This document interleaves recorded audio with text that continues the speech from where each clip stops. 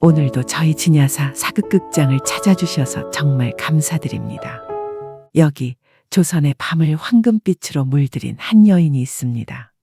도성의 모든 사내들이 그녀의 이름 석자에 잠을 설치고 권세를 쥔 대감들이 그녀의 눈길 한 번을 얻기 위해 평생 쌓아온 가산을 아낌없이 내던집니다.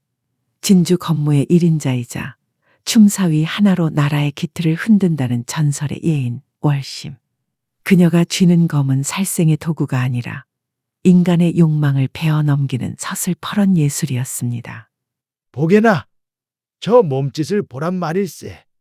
어찌 인간의 몸에서 저토록 유려한 기계와 서늘한 한기가 동시에 뿜어져 나온단 말인가? 김대감. 저 월심의 건무 한 번을 보기 위해 자네가 드린 황금이 대체 몇 근인가? 아깝지 않네. 전혀 아깝지 않아. 저 여인의 칼끝이 허공을 가를 때마다 내 가슴속 응어리가 씻겨 나가는 기분이니. 보게, 저 눈빛. 감히 어느 사내가 저 눈을 마주하고도 무릎을 꿇지 않겠는가? 쉿, 조용히 하게. 드디어 절정일세. 장내를 가득 메운 악공들의 장단이 빨라질수록 좌중의 숨소리는 잦아듭니다. 그녀의 검은 때로는 엄격한 스승처럼 매서웠고 때로는 연모하는 정인처럼 부드럽게 대기 속을 파고들었습니다. 건무의 끝을 알리는 딸각 소리가 마지막으로 울려 퍼지자 사방은 죽은 듯 고요해졌습니다. 그리고 이내 폭풍 같은 환호와 함께 금은보화가 든 주머니들이 무대 위로 쏟아져 내립니다. 대감님들 과분한 찬사에 몸둘 바를 모르겠나이다. 허나 소녀의 춤은 여기까지이옵니다. 밤이 깊었으니 이제 각자의 집으로 돌아가 부인들의 품을 찾으시지요. 쏟아놓으신 이 황금들은 오늘 밤 고생한 악공들과 술을 나른 아이들의 몫으로 돌릴 것이니 그리 하십시오. 아니, 월심. 이 귀한 금부치들을 저 미천한 것들에게 준단 말인가? 우리와 한 잔 더 나누지도 않고. 제 검은 오직 춤을 출 때만 빛을 발하나이다. 술상머리에서 아양을 떠는 것은 제 검무에 대한 모독이지요. 더 이상의 청은 거절하겠나이다. 만약 강요하시겠다면 다음 연양에서 제 칼날이 누구의 각근을 베게 될지 장담할 수 없사옵니다. 그녀의 서늘한 일갈의 대감들은 입을 다뭅니다. 월심은 승전보를 울린 장수처럼 당당하게 연양장을 빠져나옵니다. 그녀를 기다리는 것은 가마꾼 8명이 끄는 화려한 8인교. 도성에서 오직 왕족과 고위 관료만이 누릴 수 있는 사치이나 월심에게는 당연한 일상이었습니다. 월심을 태운 가마는 거대한 기와저택 앞에 멈춰섭니다. 대궐보다 더 크고 화려한 대문, 그 안에는 화려한 기둥과 연못이 어우러진 별세계가 펼쳐져 있었습니다. 어머니, 월심이 돌아왔사옵니다. 주무시고 계시는지요? 월심이냐. 어서 들어오너라. 이 어미가 내 잠자리를 방해한 것은 아니냐. 어찌 그런 말씀을 하십니까? 오늘 연양이 조금 길어졌을 뿐입니다. 약은 드셨는지요? 안색이 어제보다 더 창백해 보이십니다. 내 몸이야 이미 다 타버린 촛불 같은 것을. 그보다 오늘 밤에도 그 무거운 검을 휘두르느라 얼마나 고생이 많았니. 내 화려한 옷차림 속에 숨겨진 멍자국들을 생각하면 이 어미의 가슴이 찢어지는구나. 방 안에는 값비싼 약재들이 산더미처럼 쌓여 있습니다. 조선 최고의 의원들을 매일같이 불러 치료를 받게 하고 전국의 이름난 약초를 다 구해주었건만 한양의 전설적인 기녀였던 월심의 어미 설화의 병세는 나날이 깊어져만 갔습니다. 그것은 마음 깊은 곳에 맺힌 20년의 한이 골마 터진 결과였습니다. 월심아, 내가 쌓은 이 막대한 부가 나는 가끔은 무섭단다. 내가 너를 이 길로 인도하지 않았더라면, 평범한 교수로 자라 누군가의 아내로 살았더라면 어땠을까 싶어 밤잠을 설친단다. 어머니, 그런 후회는 하지 마십시오. 저는 지금의 제 삶을 사랑합니다. 저들의 가식적인 예의보다 제 발밑에 떨어지는 이 정직한 황금들을 더 믿습니다. 누구도 우리를 업신여기지 못하게 만들었으니 그것으로 충분하지 않겠습니까? 아니, 그렇지 않단다. 사람이 살면서 돈으로 채울 수 없는 구멍이 하나는 있는 법이란다. 나는 죽기 전에 그 구멍을 메우고 싶구나. 월심아, 이제는 말해야 할 때가 된 것 같구나. 내 친아비에 대한 이야기 말이다. 20년 전 내 가슴 속에 박혔던 그 비수가 아직도 빠지지 않고 이렇게 나를 갉아먹고 있구나. 내 아비에 대한 진실을 이제는 알 때가 온 것 같구나. 어머니, 아버님이라니요. 제게 아버님은 없다고 하지 않으셨습니까? 기방에서 하룻밤 사랑을 나눈 이름 없는 유생의 자식이라 하셨지 않습니까? 거짓이었다. 너를 지키기 위해, 그리고 그분을 지키기 위해 내가 한 평생을 속여온 것이다. 하지만 이제 내게 남은 시간이 얼마 남지 않은 것 같구나. 내 아비는 지금 도성에서 가장 청렴한 관리로 칭송받는 이선희 대감이다. 촛불이 일렁이며 월심의 충격에 휩싸인 얼굴을 비춥니다. 도성 최고의 예인이자 효심 어린 딸이었던 그녀의 세계가 송두리째 흔들리기 시작합니다. 어머니의 품속에서 나온 날 같지만 화려한 매와 비녀. 그것은 20년의 세월을 뛰어넘은 한 사내에 대한 어머니의 연정이 얼마나 깊은 것인지를 보여주고 있었습니다. 이선희 대감, 그분이 제 아버님이시라고요? 청렴결백의 상징이라 불리며 만인의 존경을 받는 그 고결한 분이? 그렇단다. 20년 전 우리는 매화나무 아래서 영원을 약속했단다. 하지만 신분의 벽은 너무나 높았고 나는 힘들어하는 그분을 위해 스스로 떠났으나 내 존재만큼은 지우지 못했다. 월심은 머릿속이 하얗게 타버린 듯 아무런 생각도 나지 않았습니다. 자신을 평생 이름 없는 유생의 자식이라 자책하며 그 결핍을 황금으로 채우려 발버둥 쳤던 세월들이 주마등처럼 스쳐 지나갔습니다. 내 아비가 청백리로 소문난 이선희 대감이라니 이게 가당키나 한 일인가? 어머니의 일생을 이토록 망가뜨린 그 이름이 정작 도성에서는 가장 깨끗한 이름으로 불리고 있었다니. 월심은 어머니의 눈가에 맺힌 깊은 회한을 바라봅니다. 그것은 원망이라기보다 닿지 못한 인연에 대한 지독한 그리움에 가까웠습니다. 어머니의 마지막 소원은 그저 평생을 가슴에 묻고 산 그 남자가 정말 자신을 잊은 것인지 아니면 자신처럼 아픈 세월을 견뎌온 것인지 확인하고 싶은 가련한 연정이었습니다. 어머니, 더는 울지 마십시오. 제가 알아보겠습니다. 어머니의 20년 세월을 이토록 아프게 만든 그분이 과연 어떤 분인지 제가 직접 찾아내겠습니다. 월심아, 혹여라도 그분을 원망하지는 마라. 그저 그분의 마음속에 아직 나의 존재가 남아있는지만이라도 알 수 있다면 편히 눈을 감을 수 있을 것 같구나. 월심은 회한에 젖은 어머니를 바라보며 마음속으로 다짐합니다.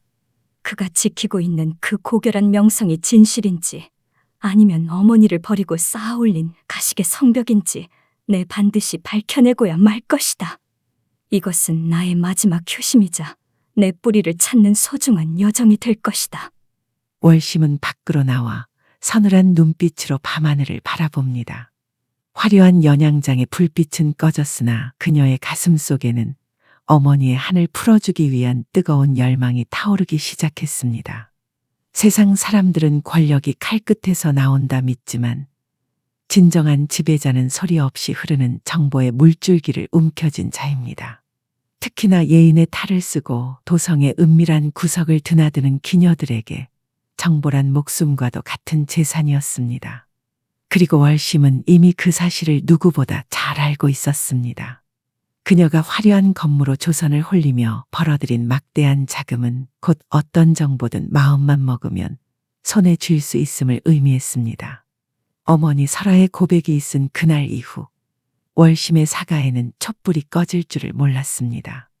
그녀의 어미가 평생을 숨겨온 아비의 이름 이선휘. 그 이름 석자를 확인하기 위해 조선 최고의 예인이 아닌 가장 냉혹한 정보의 주권자로서 월심이 움직이기 시작합니다. 돈은 거짓말을 하지 않는다. 의리는 변절하고 사랑은 퇴색하며 충성은 상황에 따라 뒤집히지만 황금의 무게만큼은 언제나 정직한 법이다.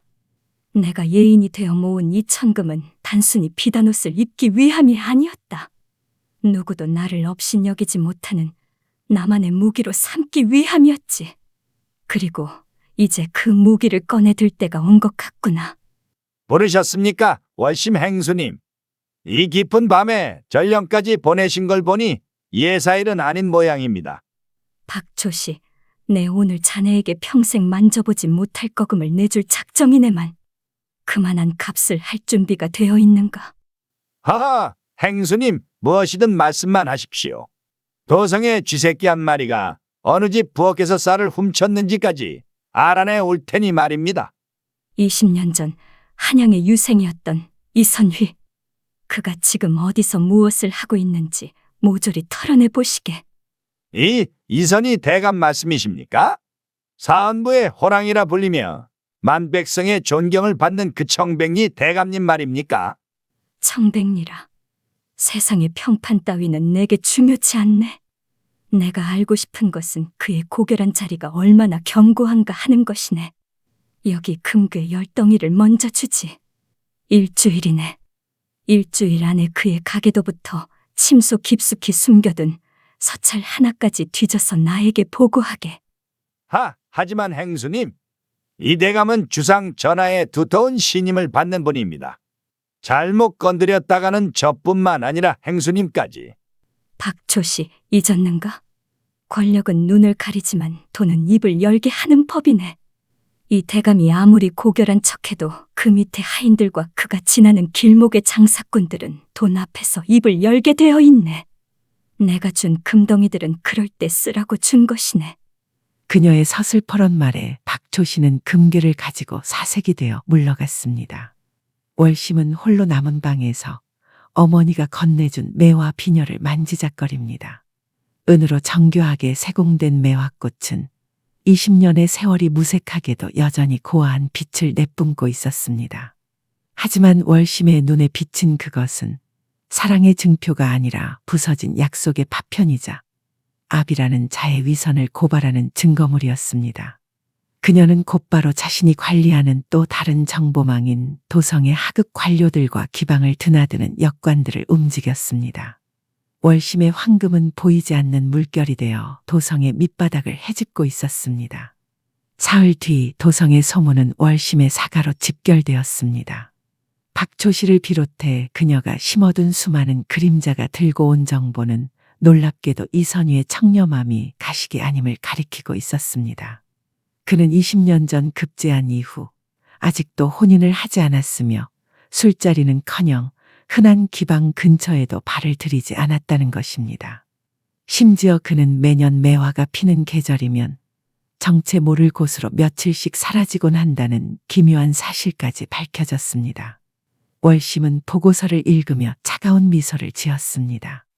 완벽한 인간일수록 그 내면의 어둠은 더 깊은 법이며 그 어둠 속에 숨겨둔 진실이야말로 가장 치명적인 약점이 되기 때문입니다. 그래서 그가 매년 향한다는 그곳이 어디인가? 송구하옵니다.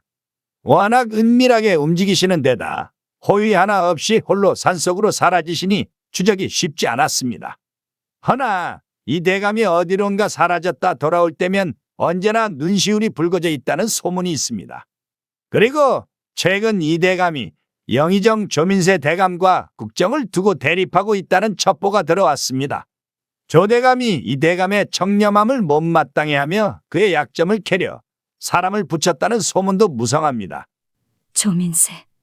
내가 얻은 정보에 의하면 그는 이선희 대감의 오랜 친구이자 현재 조선에서 가장 강력한 권력자로 알고 있다.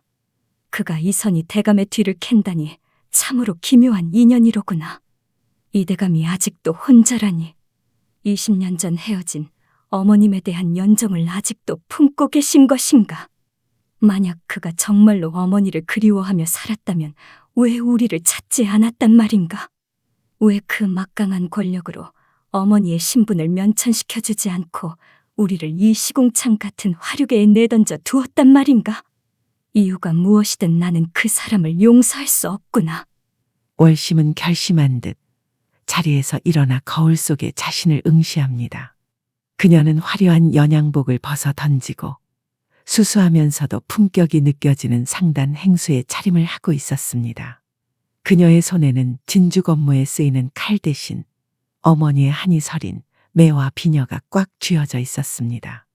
조선 최고의 예인이 아닌 어머니의 대변자이자 한 사람의 딸로서 아비를 대면할 준비를 마친 것입니다. 도성에서 가장 높은 담장을 지닌 곳은 대궐이라 하지만 도성에서 가장 넘기 힘든 벽은 사원부 대사원 이선희 대감의 집 문턱이라 불렸습니다. 청렴이라는 이름으로 쌓아 올린 그 완벽한 명성은 일체의 청탁도 유혹도 허락하지 않는 얼음 성벽과도 같았습니다. 하지만 오늘 밤 그 견고한 성벽 앞에 조선에서 가장 화려하고 위험한 꽃이 당도했습니다. 달빛조차 숨을 죽인 밤, 인연의 실타래를 쥔 월심이 마침내 아비의 집 대문을 두드립니다. 물러가시오. 이곳이 어디라고 깊은 밤에 아녀자가 발을 들인단 말이오. 대감님께서는 지금 국사를 논하고 계시니 아무리 큰 황금을 가져와도 만날 수 없소. 비켜 서시오. 내 손에 든 것이 황금인지 아니면 대감의 목줄을 쥘 서슬퍼런 칼날인지 확인하고 싶지 않다면 그 입을 다무는 것이 좋을 것이오. 나는 이 집 주인이 20년 전 잃어버린 양심을 돌려주러 왔소. 이 무슨 망발인가? 당장 관아에 고발하기 전에 물러가지 못할까? 고발하는 것은 자유요. 하지만 그 전에 이 비녀를 대감께 전해주시오. 만약 이 비녀를 보고도 나를 내쫓는다면 나는 내일 아침 저작거리에서 이선희 대감이 20년 전 어떤 추문을 남겼는지 만백성에게 노래와 춤으로 알릴 것이오. 하인이 비녀를 들고 사라진 지 얼마 후 굳게 닫힌 문 뒤로 큰 소리가 들립니다. 안에서 들려온 것은 위험서린 고성이 아니라 큰 탄식과 다급한 발걸음 소리였습니다. 촛불 하나만이 간신히 방을 밝히고 있는 이선희 대감의 처소. 평생 흔들림 없던 이선희 대감의 손이 파들파들 떨리며 월심이 건넨 매와 비녀를 쥐고 있었습니다. 화려하지만 세월의 때가 묻어 낡아버린 은비녀 하나. 그것이 이 고결한 선비를 당황하게 만들고 있었습니다. 누구냐? 너는 정녕 누구이기에 이 비녀를 가지고 있는 것이냐? 이것은 세상에 오직 두 개뿐인 내가 20년 전 한 여인에게 준 물건이다. 내가 어찌하여 이것을? 대감의 기억 속에 그 여인이 살아있기는 한 모양입니다. 죽은 듯 잊고 사신 줄 알았는데 그 낡은 비녀 하나에 이토록 사색이 되시는 걸 보니 말입니다. 20년입니다. 이 비녀를 가슴에 품고 한 여인이 피눈물을 흘리며 버텨온 세월이. 설아가 아직 나를 생각하고 있다고. 그럴 리가 없다. 20년 전 그녀는 나를 떠나 다른 사내와 함께 멀리 도망쳤다고 들었다. 내 유생 시절 친구였던 조민세 대감이 내게 분명히 말해주었는데 어찌 그녀가 나와의 신분 차이를 극복하지 못해 새 삶을 찾아 떠났다고. 그래서 나 또한 그녀의 행복을 빌며 평생 그녀에게 부끄럽지 않은 선비로 남고자 혼자 살아왔거늘. 행복이라니요. 친구라는 인간의 간교한 혀에 놀아나 정인을 배신자로 알고 살아온 당신이 감히 행복을 입에 담습니까? 어머니는 당신의 앞길을 막지 않으려 만삭의 몸으로 숨어 지내며 당신이 장원급제했다는 소식에 홀로 기쁨의 눈물을 흘리셨다고 했습니다. 당신이 고결한 관직에 올라 백성을 돌보는 동안 당신의 정의는 기방 구석에서 병마와 싸우며 오직 당신의 이름 석자만으로 20년을 버텼단 말입니다. 무엇이라? 만삭의 몸. 정녕 그것이 사실이냐? 그렇다면 설마 내가 그렇습니다. 당신이 저버린 정인의 딸이 바로 저 월심입니다. 당신이 그토록 사랑했다는 그 여인처럼 가장 천한 곳에서 무사내들의 웃음속에 춤을 추며 자라온 당신의 핏줄입니다. 이선희는 온몸에 힘이 빠져나가는 듯 허탈한 표정으로 월심의 얼굴을 뚫어지게 바라보았습니다. 그리고 이제야 보였습니다.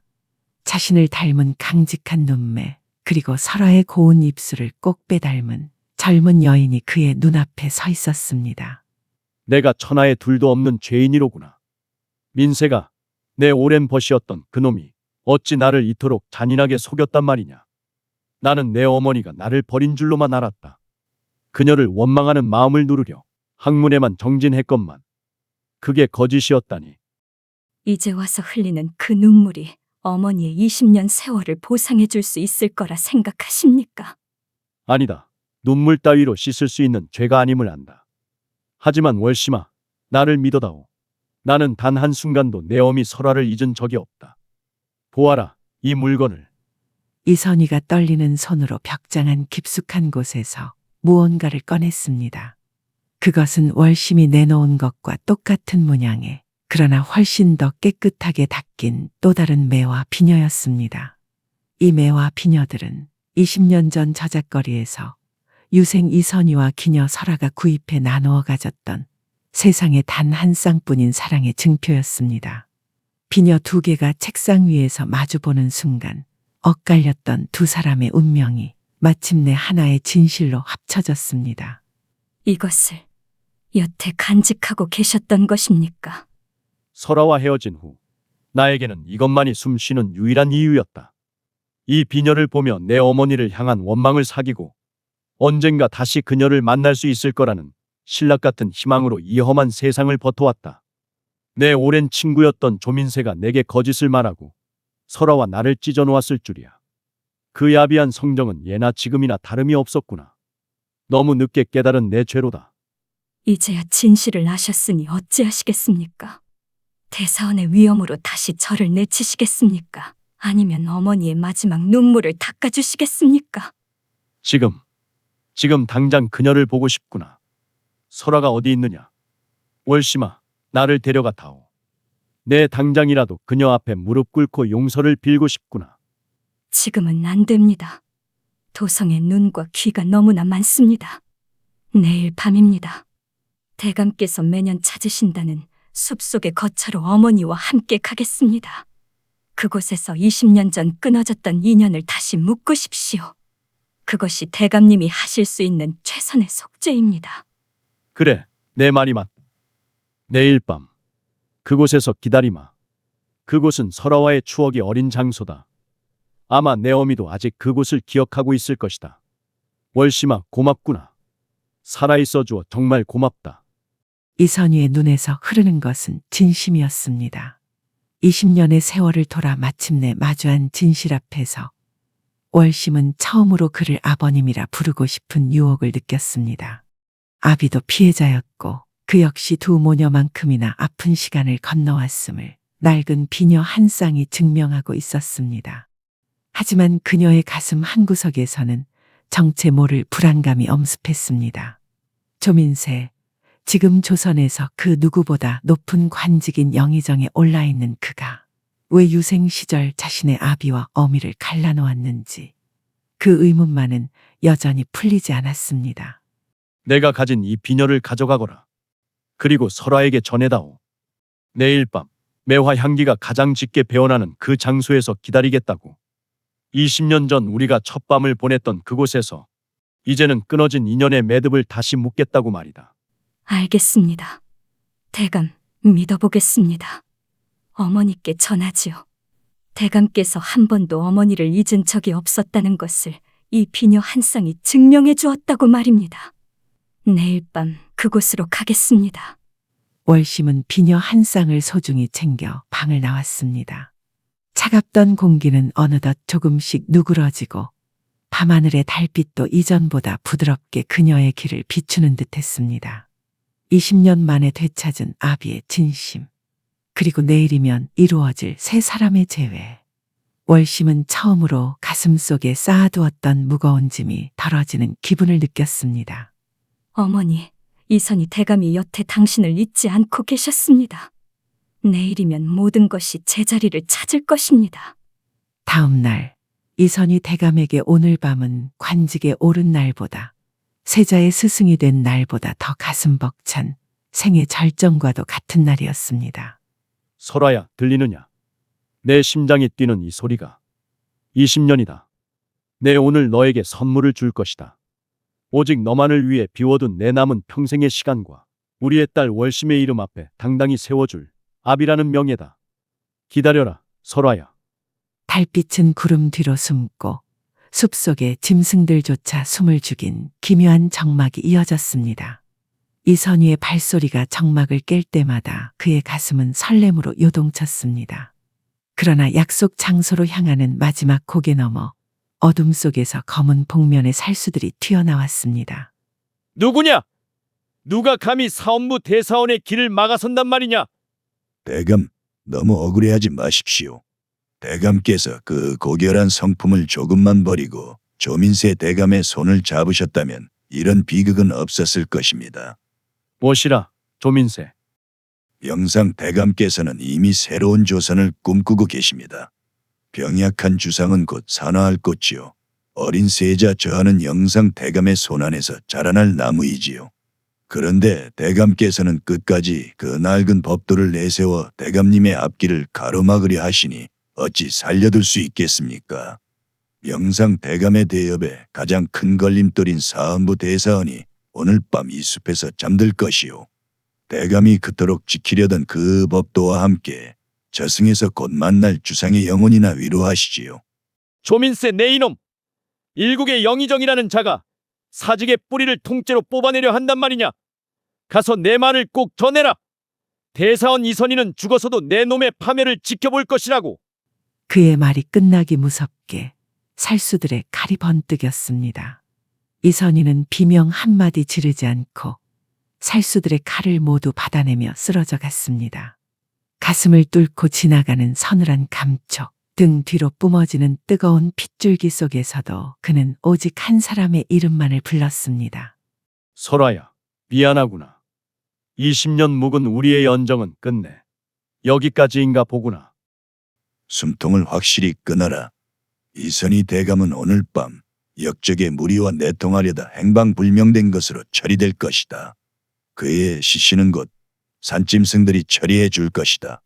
살수들이 어둠 속으로 사라진 후 숲에는 다시 무거운 정적이 찾아왔습니다. 그리고 얼마 지나지 않아 산 아래쪽에서 등불을 든 두 여인의 그림자가 나타났습니다. 평생을 기다려온 연인을 만나기 위해 비단 옷을 차려입은 설아와 그런 어머니의 손을 꼭 잡고 안내하는 월심이었습니다. 설아의 얼굴에는 20년 만에 되찾은 생기가 가득했고 월심 또한 오늘 밤 이후로 시작될 새로운 가족의 삶을 꿈꾸며 기대감에 부풀어 있었습니다. 월심아, 내 얼굴이 너무 상하지는 않았느냐? 가슴이 너무 떨려서 숨이 가쁘구나. 그분이 나를 보고 실망하시면 어찌 한단 말이냐? 어머니, 걱정 마십시오. 아버님은 어머니의 주름 하나까지도 사랑하실 분입니다. 아버님의 눈빛을 제가 보지 않았습니까? 그분은 한순간도 어머니를 잊으신 적이 없었습니다. 자, 이제 다 왔습니다. 저기 고개만 넘으면. 월심의 말이 채 끝나기도 전 바람을 타고 서늘한 피냄새가 코끝을 스쳤습니다. 그녀는 본능적으로 멈춰섰습니다. 달빛이 구름을 뚫고 쏟아져 내린 길 위로 커다란 그림자가 쓰러져 있었습니다. 20년의 세월을 뛰어넘어 처음으로 아버지라 불러보려 했던 그 남자가 이제는 차가운 육신으로 그녀 앞에 쓰러져 있었습니다. 대감, 아니, 아버님? 아니야, 그럴 리 없어. 아버님, 정신 차려 보십시오. 어제 저와 약조하지 않으셨습니까? 이곳에서 우리 모녀를 기다리겠다 하셨으면서 어찌 이토록 차갑게 누워만 계시는 것입니까? 아버님, 아버님. 월심의 비명이 찢어지는 듯한 고통이 되어 숲을 뒤흔듭니다. 그 뒤를 따르던 설아는 갑작스러운 딸의 통곡에 넋이 나간 듯 멈춰 섭니다. 그녀의 기억 속 정의는 20년 전에 푸르던 청년 유생일 뿐 눈앞에 피칠갑이 된 중년의 사내가 누구인지 설아는 단번에 알아보지 못합니다. 설아는 떨리는 몸을 움직여 다가갑니다. 그리고 그녀 앞의 모습을 드러낸 것은 20년 전 자신을 보며 수줍게 웃던 그 사내의 눈매와 꼭 닮은 그러나 이제는 영원히 감겨버린 눈의 이선이었습니다. 월심아, 내가 지금 누구를 부르는 것이냐? 이분이 정녕 내 아버지란 말이냐? 선희 대감님, 어찌 거기 누워 계시는 것입니까? 20년을 기다린 이 가련한 계집을 놀라게 하려는 것이지요. 설아는 짐승 같은 소리를 내며 쓰러진 이선희의 몸 위로 무너져 내렸습니다. 20년의 그리움이 단 한순간에 참혹한 절망으로 바뀌는 순간이었습니다. 어서 일어나 저를 보십시오. 선희 대감님, 이선희. 월심은 그 자리에 얼어붙은 채 아비의 시신을 내려다보았습니다. 가장 행복해야 할 재회의 장소는 단 몇 분 만에 가장 참혹한 도살장으로 변해 있었습니다. 아버님, 어머니의 20년 묵은 눈물을 닦아주겠다던 그 맹세가 고작 이 차가운 흙바닥에 피를 뿌리는 것이었단 말입니까? 대체 누가 당신의 목숨을 앗아갔는가? 누가 우리 가족의 신락 같은 희망을 이토록 잔인하게 짓밟았는가? 월심아, 내 아버지가 이 사람이 나를 두고 또 떠났구나. 20년을 기다렸는데 말 한마디 나누지 못하고 다시 나를 혼자 두었어. 저도 데려가십시오. 선희 대감님, 나도 같이 데려가 주십시오. 월심은 차갑게 식은 이선희의 시신을 마지막으로 응시했습니다. 오열하던 어머니 설아의 목소리가 점차 기력을 잃고 쉰 소리로 변해갈 때 월심의 가슴 속에서는 뜨거웠던 눈물이 얼어붙어 서슬퍼런 얼음 파편이 되었습니다. 월심은 떨리는 손으로 아비가 남겨준 그 차가운 매와 비녀를 꽉 쥐었습니다. 어머니, 그 슬픔을 제가 어찌 감히 위로드릴 수 있겠습니까? 하지만 이것만은 어머니께 맹세드리겠습니다. 아버님을 베어 넘긴 그 칼날의 주인이 누구인지 반드시 찾아내어 그 목줄을 쥐겠나이다. 제가 가진 천금으로 도성의 모든 눈과 귀를 사들일 것이요, 제 건무의 칼끝으로 저들의 가면을 찢어 밝힐 것입니다.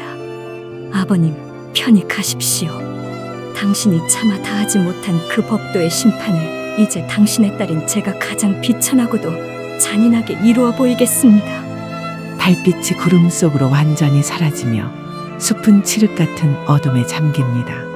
그러나 그 어둠보다 더 깊고 서늘한 월심의 눈동자는 슬픔과 분노로 형형하게 빛나고 있었습니다. 이제 그녀의 다짐처럼 서슬퍼런 복수의 건무가 막 시작되려 하고 있었습니다. 2부에서 계속됩니다. 끝까지 시청해 주셔서 감사드립니다. 구독과 좋아요를 눌러주신다면 더 재미있고 감동적인 이야기로 찾아뵙겠습니다.